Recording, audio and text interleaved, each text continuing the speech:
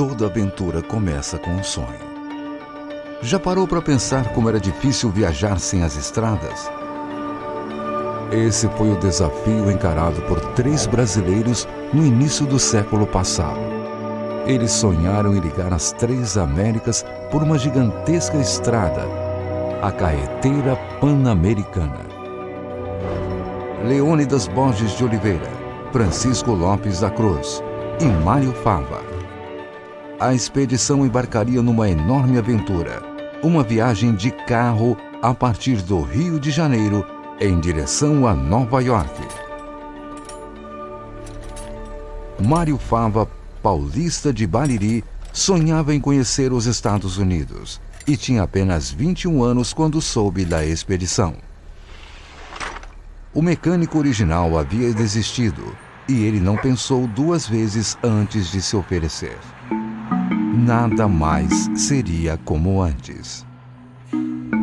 Mário seria o responsável por cuidar dos 2 veículos da expedição: o carro Ford T, apelidado de Brasil, e a caminhonete de apoio também da marca Ford, chamada de São Paulo.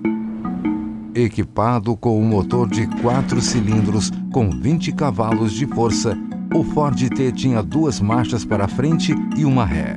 Atingia até 75 km por hora. O modelo revolucionou a indústria da época. A aventura começou no dia 16 de abril de 1928.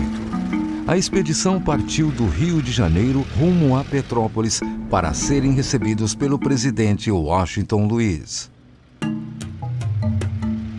Já no trajeto, passando pelo Pantanal, uma onça ataca Mário Fava. Foi salvo por seu companheiro Francisco e pelos índios que viviam no local. As dificuldades continuaram.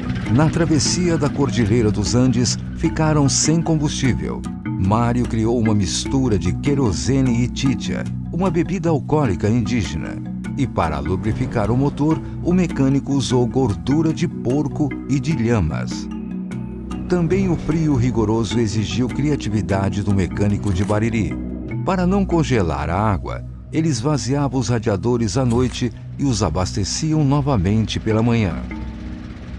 No Peru, a caminhonete São Paulo atravessava um penhasco quando deslizou e caiu. O mecânico ficou entre a vida e a morte. Foram muitos desafios. Boa parte do caminho foi aberta com pás e dinamite. Não havia celular, internet e nem GPS. E equipamentos como sextante e teodolito eram necessários para o mapeamento. Na Colômbia, o fim se aproximou novamente. A expedição passou 4 meses perdida na selva.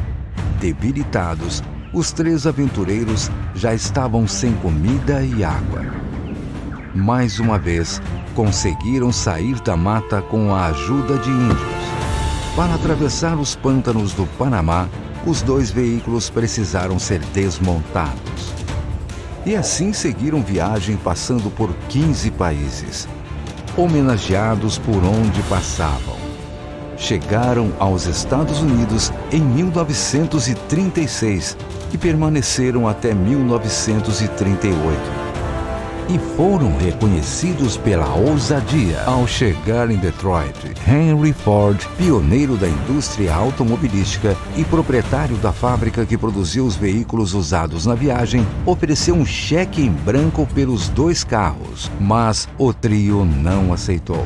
Queria os veículos no Brasil.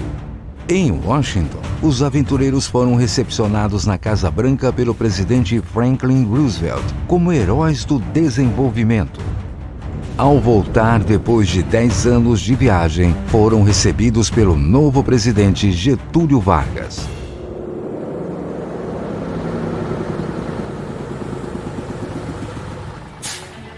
Mário Fava retorna a Bariri para reencontrar sua mãe. Ela, após tantos anos sem contato algum, perguntou por que ele demorou tanto a voltar para casa. Mário, emocionado, apenas respondeu: "Eu não sabia que era tão longe." Agora, mais de 80 anos após o fim dessa expedição, um novo sonho se realiza. A fundação do museu que leva o nome do intrépido mecânico baririense. O Museu Mário Fava, que guarda a memória de uma das mais espetaculares aventuras do século XX.